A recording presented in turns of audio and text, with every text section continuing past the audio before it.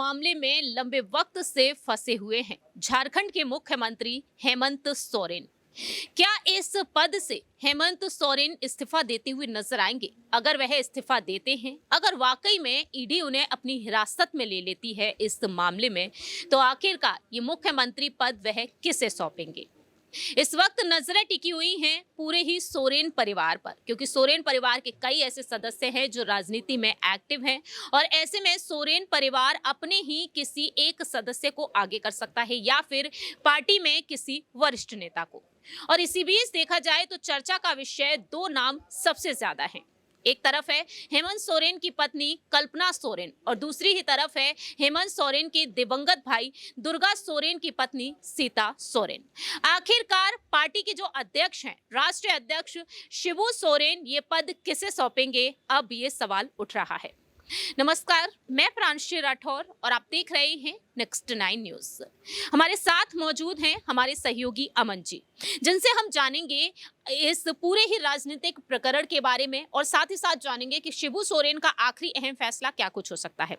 जैसा कि सर आप भी जानते हैं कि शिबू सोरेन इस पार्टी को लंबे वक्त से संभाल रहे हैं और हेमंत सोरेन जो है वो मुख्यमंत्री के पद पर हैं। अपने भाइयों में से जिस तरीके से वह आगे बढ़ते हुए नजर आए, अब जिस तरह से ईडी उन्हें बार बार समन भेज रही है, अब ईडी के पास भी तमाम विकल्प बचते हैं, क्योंकि जो 7वां समन भेजा गया था वो इस तर्ज पर भेजा गया था कि अब इस समन के बाद देखा जाए तो एक कड़ा एक्शन लिया जाएगा, यानी कि अब कोर्ट का सहारा ईडी ले सकती है, वारंट जारी कर सकती है। वारंट जारी हो जाता है तो कहीं ना कहीं उन्हें गिरफ्तार भी किया जा सकता है और अगर वह गिरफ्तार कर लिए जाते हैं तो हेमंत सोरेन को अपने परिवार से या फिर पार्टी से किसी एक नेता को आगे करना पड़ेगा जो इस पद को संभाल सके। सबसे पहले तो ईडी के एक्शन को आप किस तरीके से देख रहे हैं? क्या वो वक्त नजदीक आ गया है कि अब हेमंत सोरेन गिरफ्तार होते हुए नजर आ सकते हैं? देखिए, बिल्कुल प्रांशु जी, और ज़ाहिर बात है कि लगातार 6-7 समन उनको भेजे जा चुके हैं और ये उम्मीद लगातार जताई जा रही थी कि हर समन के बाद कि हेमंत सोरेन जो है ईडी के सामने पेश होंगे। लेकिन जैसा कि आपने भी देखा और तमाम सारे दर्शकों को भी ये बात पता होगी कि 6-7 समन के बाद भी जो है हेमंत सोरेन पेश नहीं होते हैं और चूँकि जो 7वां समन था वो ये माना जा रहा था कि इसके बाद समन नहीं होगा, अब इसके बाद कड़ा एक्शन होगा। तो ऐसे में अब ये हर कोई मान के चल रहा है, ख़ासकर अगर हम जेएमएम की बात करें, कांग्रेस की बात करें और उनके साथ के तीसरे सहयोगी जो है आरजेडी की बात करें, तीनों को लग रहा है कि अब हेमंत सोरेन को ईडी जो है वो जेल में डाल देगी, क्योंकि लगातार अनदेखा कर रहे हैं उनके समन को। और यही वजह है कि अब एक नए मुख्यमंत्री फेस की तलाश हो रही है। पहले तो जेएमएम की बैठक होती है, उसमें कोई नाम फाइनल नहीं होता, उसके बाद जो है कांग्रेस पार्टी की बैठक होती है, इसके बाद फिर कंबाइंड बैठक होती है, जिसमें भी अभी तक जो खबर है वो ये है कि फिलहाल अभी जब तक कार्रवाई नहीं होती तब तक हेमंत सोरेन मुख्यमंत्री रहेंगे। लेकिन उसके बाद फिर क्या उनकी पत्नी जो कल्पना सोरेन है, क्या उनको मुख्यमंत्री पद मिलेगा, या फिर उनकी जो भाभी हैं सीता सोरेन, जो लगातार कह सकते हैं कड़ा मुकाबला रहा है हेमंत सोरेन से उनका, क्या वो मुख्यमंत्री के पद पर विराजमान होंगी? और सबसे जो अहम जिम्मेदारी है अगर जेएमएम की बात करें तो वो शिबू सोरेन के कांधों पर है, क्योंकि वो कह सकते हैं परिवार के सबसे बड़े हैं, मुखिया हैं पार्टी के सबसे बड़े। इसके अलावा हेमंत सोरेन के पिता हैं और सीता सोरेन के ससुर हैं। तो ये जो भूमिका है वो लगातार कहीं न कहीं अब उनके कांधों पर एक बड़ी ज़िम्मेदारी लेकर आई है कि वो क्या तय करते हुए नज़र आते हैं कि क्या जो सीता सोरेन हैं उनका नाम आगे आता है, जो कि जो राजनीति के पंडित हैं वो ये बात कहते हुए नज़र आते हैं कि हो सकता है कि सीता सोरेन पर जो जेएमएम है वो दाँव खेलती हुई नज़र आ जाए। लेकिन क्या पत्नी के कह सकते हैं अलावा हेमंत सोरेन जो है भाभी के नाम पे हामी भरेंगे? ये अपने आप में बहुत बड़ा ट्विस्ट है, क्योंकि कल्पना सोरेन तकनीकी तौर पर अगर देखा जाए तो ये लगभग कहा जा रहा है कि जो चुनाव लड़ने का जो समय है वो 1 साल से कम का समय है। और देखिए 1 साल से कम के समय में उपचुनाव नहीं होते, तो आपको ही पता है, तमाम दर्शक इस बात को जानते हैं। और जो संवैधानिक प्रक्रिया उसके तहत ये माना जा रहा है कि जो 1 साल से कम का वक्त है उसमें जब उपचुनाव नहीं होगा तो ऐसे में जो कल्पना सोरेन है उनको मुख्यमंत्री बनाने का फिर क्या फ़ायदा, क्या मतलब, क्योंकि उनको बनाने के बाद जो जेएमएम है या जो ये गठबंधन है ये पूरी तरह से घिर जाएगा। तो माना जा रहा है कि या तो फिर कोई कांग्रेस पार्टी में तो कोई एक बड़ा चेहरा निकल कर आएगा, या फिर सीता सोरेन जो अभी ऑलरेडी विधायक हैं, परिवार की ही हैं, और कह सकते हैं कि उनके बड़े भाई की पत्नी भी हेमंत सोरेन की। तो लगभग जो कोशिश हो रही है, कहा जा रहा है कि सीता सोरेन के नाम पे सहमति बनाने को लेकर है। देखिए, जिस तरह से यहाँ पर जो एक और नाम निकल कर आ रहा है बार-बार सीता सोरेन का, आपको जानकारी दे दें कि बसंत सोरेन जो हेमंत सोरेन के भाई हैं, वह दुमका सीट से विधायक है और दूसरी बार जामा विधानसभा सीट से विधायक है सीता सोरेन, तीसरी बार ये विधायक है। और ऐसे में अगर बात कर ली जाए कल्पना सोरेन के बारे में, जो राजनीति में एक्टिव ही नहीं है, हालांकि वह अपने पति हेमंत सोरेन के साथ जरूर नजर आती हैं, कई कार्यक्रम का हिस्सा बनती हुई देखी जाती हैं। आपको जानकारी दे दें कि अगर यहाँ पर कल्पना सोरेन और या फिर सीता सोरेन को आगे किया जाता है तो झारखंड में पहली महिला नेत्री मुख्यमंत्री के पद पर नजर आएगी। इसी वजह से झारखंड में देखा जाए तो इस मुख्यमंत्री पद को लेकर चर्चाएं और भी तेज हो रही हैं। आपको याद दिला दें, जब राष्ट्रपति पद पर बैठी थी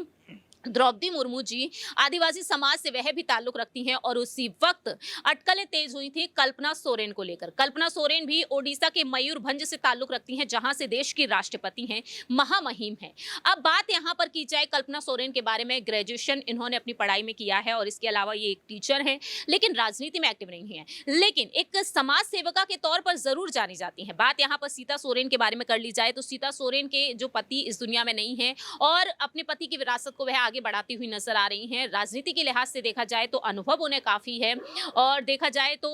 उम्र भी उनकी कल्पना सोरेन से ज्यादा है। बात यहाँ पर उनकी बेटियों के बारे में कर ली जाए तो बेटियां भी राजनीति में कहीं ना कहीं एक्टिव होती हुई नजर आ रही हैं, राजश्री और जयश्री। तो बात यहाँ पर अगर सर की जाए सीता सोरेन के बारे में, सीता सोरेन जो कई बार मोर्चा खोलती हुई भी नजर आई है, कई बार अपनी बात रखती हुई भी नजर आई हैं। परिवार में देखा जाए, पार्टी में देखा जाए तो सबसे अहम शिबू सोरेन है। आखिरकार शिबू सोरेन यहाँ पर अनुभव को आगे रखेंगे या फिर हेमंत के मुताबिक उनकी पत्नी को आगे रखना चाहेंगे? देखिए, आपने प्रांशी जैसे बात की कि लगातार जैसे हम देख रहे हैं कि सीता सोरेन पॉलिटिकल बहुत एक्टिव रही हैं और पति के जाने के बाद जिस तरह से तमाम सारे मुद्दों पर वो खुलकर बोली भी है, हेमंत सोरेन का विरोध भी किया है। आपको याद हो कि विधानसभा के बाहर वो ही अपनी सरकार के खिलाफ जो है तख्तियां लेकर खड़ी होती हैं और ये समझ में आता है किस तरह से वो जो है हेमंत सोरेन के फैसले से नाखुश रही हैं। इसकी शिकायत उन्होंने एक तरीके से शिबू सोरेन से भी की है। जब मीटिंग हो रही थी, अधिवेशन हो रहा था जेएमएम का, उस समय भी जब वो जाती हैं तो शिबू सोरेन के साथ में बहुत देर बैठ के बात करती हैं और तमाम सारे लोगों ने यही बात कही थी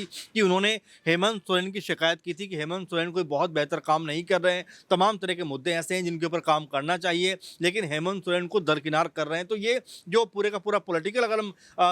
उसके लिहाज से समझें तो ये मान के चलिए कि सीता सोरेन का कद और उनको जो मिलने वाला पद वो वाकई उसके उनकी उम्र और तजुर्बे के हिसाब से बेहतर है। क्योंकि देखिए, अगर वो मुख्यमंत्री बनती हैं हेमंत सोरेन के बाद तो परिवार के पास ही कहने की विरासत रहेगी और जो परिवार से बाहर जाने की जो लगातार बातें हो रही हैं, चाहे कई चेहरे हैं जिनके नाम निकल कर जब तब सामने आते रहे, लेकिन क्योंकि परिवार ही कहीं ना कहीं इसको हैंडल करता रहा है। अगर आप देखें कि शिबू सोरेन के बाद जो है उनके बड़े बेटे दुर्गा सोरेन का नाम आया था, हालांकि वो डेथ कर गए इसलिए मुख्यमंत्री नहीं बन पाए और यही वजह थी 12-13 में जो हेमंत सोरेन मुख्यमंत्री बनते हैं। हालांकि उस वक्त भी वो अपना कार्यकाल पूरा नहीं कर पाते हैं। इसके बाद जब आप देखते हैं कि 18 के बाद से जब मुख्यमंत्री का 19 के बाद से जब मुख्यमंत्री के पद पर हेमंत सोरेन बैठते हैं, मिलीजुली सरकार बनती है और जेएमएम को 30 सीटें मिलती हैं, कांग्रेस पार्टी को आई थिंक 16-17 सीटें मिलती हैं और मिलकर सरकार बनाते हैं। तो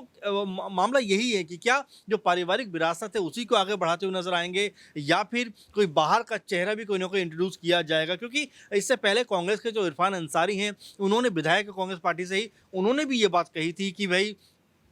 अगर कोई चेहरा बदलने की बात आती है तो कांग्रेस पार्टी से भी कोई चेहरा लिया जाए, चाहे राजेश ठाकुर हों, आलमगीर हों और दीपिका वहाँ से एक अच्छा बड़ा नाम है। इसके अलावा जो कह सकते हैं अंबा प्रसाद जो एक युवा और होनहार चेहरा है। तो कई नाम हैं कांग्रेस के पास जो लगातार ये बात करते हुए नजर आते हैं कि अगर आपको मौका ही देना है तो हमारी पार्टी में से किसी को मौका दीजिए, क्योंकि लगभग 4 साल आपने शासन किया, मुख्यमंत्री पद पर बैठे हैं, तो क्यों नहीं 1 साल या 1 साल से कम का वक्त है उसमें कांग्रेस पार्टी की तरफ से कोई चेहरा मुख्यमंत्री बने। देखिए, जिस तरह से यहाँ पर एक और नई बात निकल कर आ रही है कांग्रेस को लेकर, अब यहाँ पर देखा जाए तो मुख्यमंत्री पद को लेकर काफी ज्यादा गहमा गहमी नजर आ सकती है। फिलहाल यहाँ पर एक और जानकारी दे देते हैं। बीजेपी के जो दिग्गज नेता हैं बाबूलाल मरांडी, जिन्होंने सोशल मीडिया के जरिए अपनी बात रखी, जिन्होंने कई बार प्रतिक्रियाएं दी हैं, उनका कहना तो ये भी रहा कि वैसे भी सोरेन परिवार ने सत्ता और पार्टी का शीर्ष पद परिवार के लिए ही रिजर्व रखा हुआ है, क्योंकि इन्हें और किसी पर भरोसा ही नहीं है। लेकिन पार्टी ने निष्ठावान सारे सीनियर